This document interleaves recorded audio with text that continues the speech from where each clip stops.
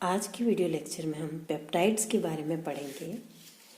Peptides जो होते हैं वो एमिनो एसिड के कंडेंसेशन से बनते हैं, जिसमें एक एमिनो एसिड का एमिनो ग्रुप और दूसरे एमिनो एसिड का कार्बोक्सिलिक ग्रुप, ये दोनों कंडेंस होते हैं। इस तरह से होगा NH2 CHR CO OH N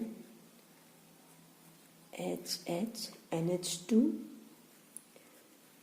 CHR dash COOH।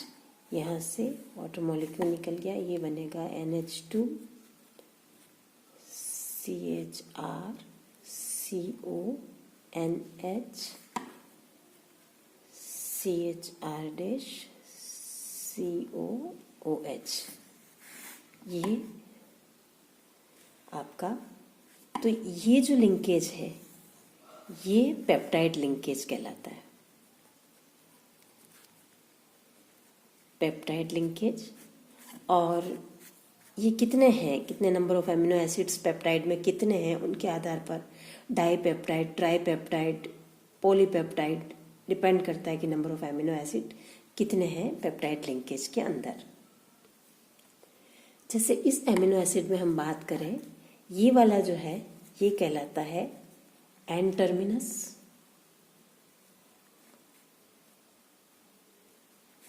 और ये एंड कहलाता है सी टर्मिनस।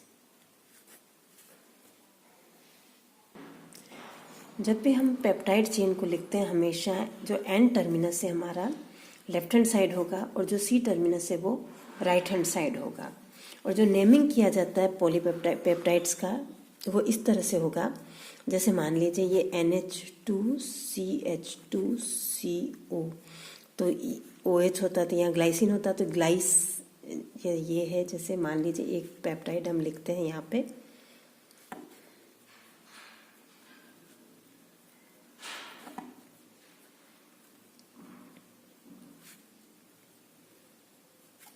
यहाँ पर ये ग्लाइसिन है, ये एलेनिन है और ये सीरीन है।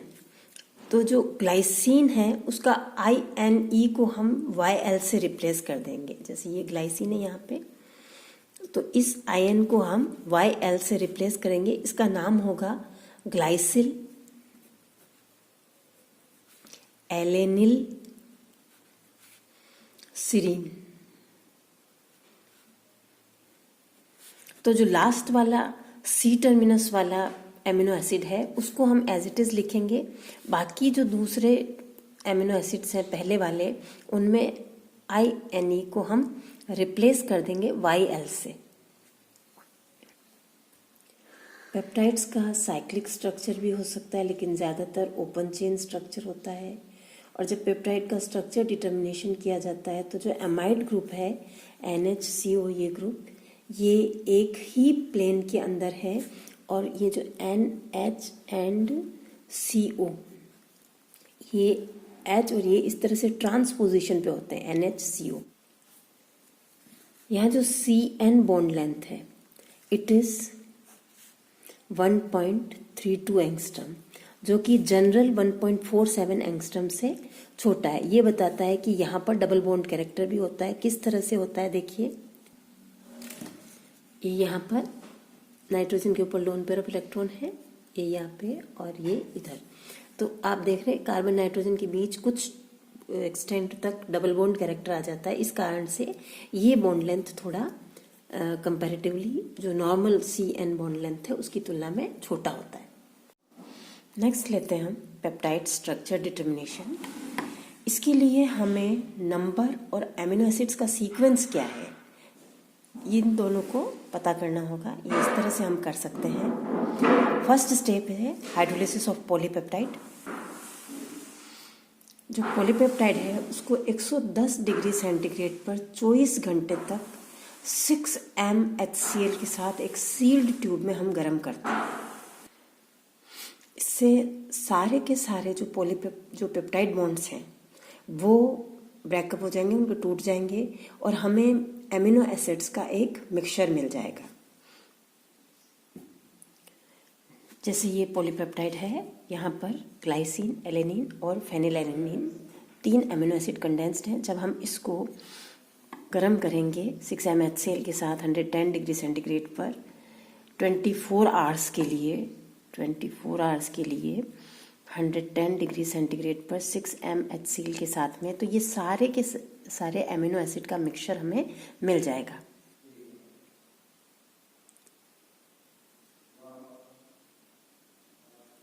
अब यहाँ पर हम हर अमीनो एसिड की कंसंट्रेशन और कितने उनके नंबर्स हैं वो हम कई सारे मेथड्स हैं जैसे आयन एक्सचेंज, क्रोमेटोग्राफी, इलेक्ट्रोफोरेसिस या ऑटोमेटेड अमीनो एसिड एनालिसिस, उससे हम पता कर सकते हैं। नेक्स्ट है determination of sequence of amino acids. Amino acids की सीक्वेंस पता करने के लिए पेप्टाइड का पहले पार्शियल हाइड्रोलिसिस करके एंड ग्रुप एनालिसिस करते हैं। हमें पता है पेप्टाइड में 2 फंक्शनल ग्रुप हैं, एक एंड पर अमीनो ग्रुप है और दूसरे एंड पर कार्बोक्सिलिक ग्रुप है। तो पहले हम जो सी टर्मिनल पोजीशन पे है वो उस पर कौन सा अमीनो एसिड है। C terminal amino acid determination के लिए 2 मेथड्स हैं।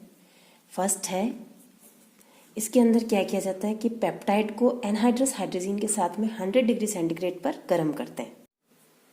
जब पेप्टाइड को 100 डिग्री सेंटीग्रेड पर एनहाइड्रस हाइड्रोजीन के साथ में गर्म किया जाता है तो जितने भी जो कॉन्स्टिट्यूएंट अमीनो एसिड्स हैं ये सारे के सारे अमीनो एसिड हाइड्रोजाइड में कन्वर्ट हो जाएंगे। जैसे ये फर्स्ट वाला जैसे R1 था, ये हो गया, दूसरा हो गया, और जो थर्ड है जो सी टर्मिनल पोजीशन पे है वो एज सच अमीनो एसिड के फॉर्म में ही रहेगा। और ये जो मिक्सचर है अमीनो एसिड्स का उसको हम क्रोमेटोग्राफिक मेथड से आइडेंटिफाई कर सकते हैं, क्योंकि ये तो ज़्यादा बेसिक है। तो अगर कोई केटायन एक्सचेंज रेजिन से पास किया जाएगा तो ये तो वहीं रहेंगे, और जब हम इल्यूशन करेंगे तो फ्री अमीनो एसिड इजीली हो जाएगा और सी टर्मिनल पोजीशन पर कौन सा अमीनो एसिड था ये हमें आइडेंटिफाई हो जाएगा। दूसरे मेथड में जब पेप्टाइड को लिथियम एल्यूमिनियम हाइड्राइड के साथ में फर्स्ट स्टेप में रिड्यूस करेंगे तो जो सी टर्मिनल पोजीशन पर कार्बन है ये अल्कोहलिक ग्रुप में रिड्यूस हो जाएगा। और नेक्स्ट स्टेप में जब हम हाइड्रोलिसिस करवाएंगे तो जो ये हमें एक तो अमीनो एसिड मिलेंगे और जो सी टर्मिनल पोजीशन पर होगा वो अमीनो अल्कोहल मिलेगा। तो इस तरह से हम पता कर सकते हैं कि सी टर्मिनल पोजीशन पर कौन सा अमीनो एसिड था। अब हम लेते हैं N terminal amino acid determination. इसके भी 2 मेथड हैं। फर्स्ट है सेंगर्स मेथड या डीएनपी मेथड। 1-फ्लोरो-2,4-डाइनाइट्रोबेंजीन जो है ये है 1-फ्लोरो-2,4-डाइनाइट्रोबेंजीन।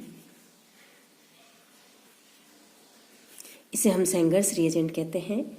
ये अमीनो एसिड से बहुत इजीली रिएक्ट कर लेता है। सोडियम बाइकार्बोनेट की प्रेजेंस में रिएक्शन करवाते हैं हम।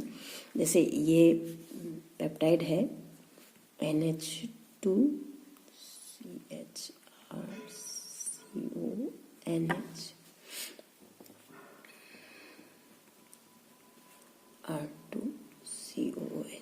ये पेप्टाइड है, ये सोडियम बाइकार्बोनेट की प्रेजेंस में हम इससे रिएक्शन करवाएंगे। इजीली इसका डेरिवेटिव बन जाएगा 2,4-डाइनाइट्रो डेरिवेटिव।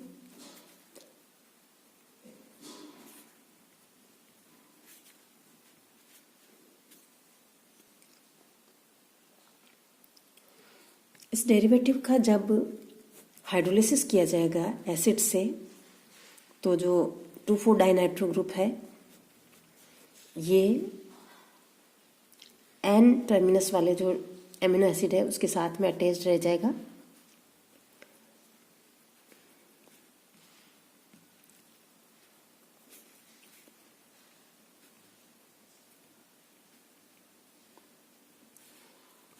और चूंकि ये नाइट्रो ग्रुप के कारण येलो कलर का होता है और इसका सेपरेशन और आइडेंटिफिकेशन बहुत ही इजी है। नेक्स्ट लेते हैं द एडमन मेथड। इस मेथड में जो पेप्टाइड है उसका रिएक्शन फेनिल आइसोथायोसाइनेट के साथ में करवाया जाता है। ये है C6H5N।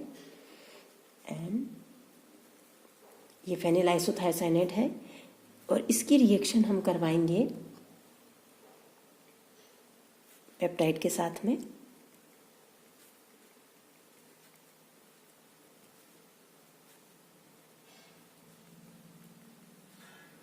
डाइल्यूट एल्कली की प्रेजेंस में रिएक्शन करवाई जाती है तो हमें लेबल्ड पेप्टाइड मिल जाएगा C6H5NH।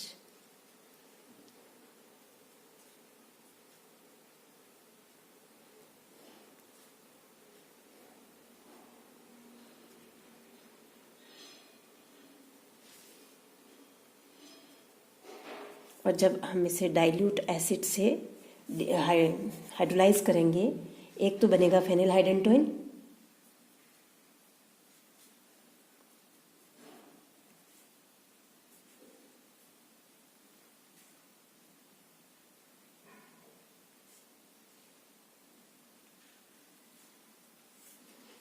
ये फेनिल हाइडेंटोइन बन गया, प्लस जो रिमेनिंग आपका पेप्टाइड चेन था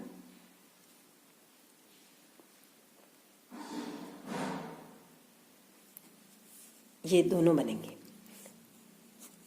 अब हम इसी प्रोसेस को वापस बचे हुए पेप्टाइड चेन के साथ में रिपीट करेंगे और इस तरह से इसको पार्शियली हाइड्रोलाइज करते जाएंगे और एन टर्मिनल पोजीशन पर कौन से एमिनो एसिड है इसका आइडेंटिफिकेशन करते जाएंगे। नेक्स्ट लेते हैं हम सिंथेसिस ऑफ पेप्टाइड।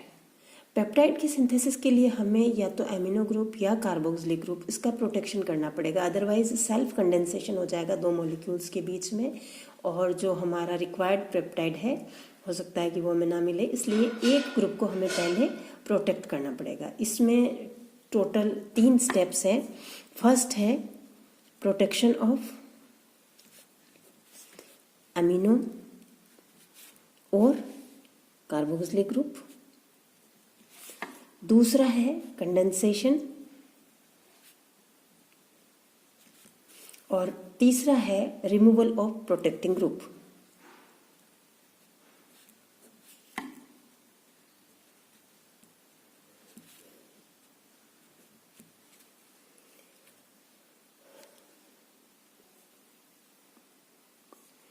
यहाँ आप देखिए एमिनो ग्रुप है, इसको एक प्रोटेक्टिंग ग्रुप क्यू, यहाँ पे मान लीजिए बेंजोइल ग्रुप है, इसके साथ में हमने पहले प्रोटेक्ट कर लिया। उसके बाद में इसका एसिड क्लोराइड कार्बोक्सिलिक ग्रुप इसका COCl में कन्वर्ट किया हमने। अब जिस एमिनो एसिड के साथ कंडेंस करना है वो लिया हमने यहाँ पे और ये इसका कंडेंसेशन हो गया, प्रोडक्ट बना है।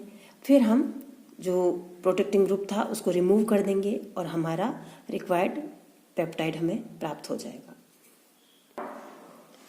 एमिनो एसिड प्रोटेक्ट करने के लिए जो ग्रुप काम में लिए जाते हैं बेंजोइल ऑक्सीकार्बोनिल, थैलोइल, टर्शीब्यूटाइल ऑक्सीकार्बोनिल, ट्रिटिल, टॉसिल ग्रुप, ये सब काम में लिए जाते हैं एमिनो ग्रुप को प्रोटेक्ट करने के लिए। और जो कार्बोक्सिलिक ग्रुप है उनके लिए हम इसको कार्बोक्सिलिक को किसी भी मेथिल, एथिल, बेंजील या टर्शीब्यूटिल एस्टर में कन्वर्ट कर लेंगे। और जो एक्टिवेशन करने के लिए कि कार्बोक्सिलिक ग्रुप को और एक्टिवेट करने के लिए हम एसिड क्लोराइड या एसिड एजाइड में कन्वर्ट कर लेंगे।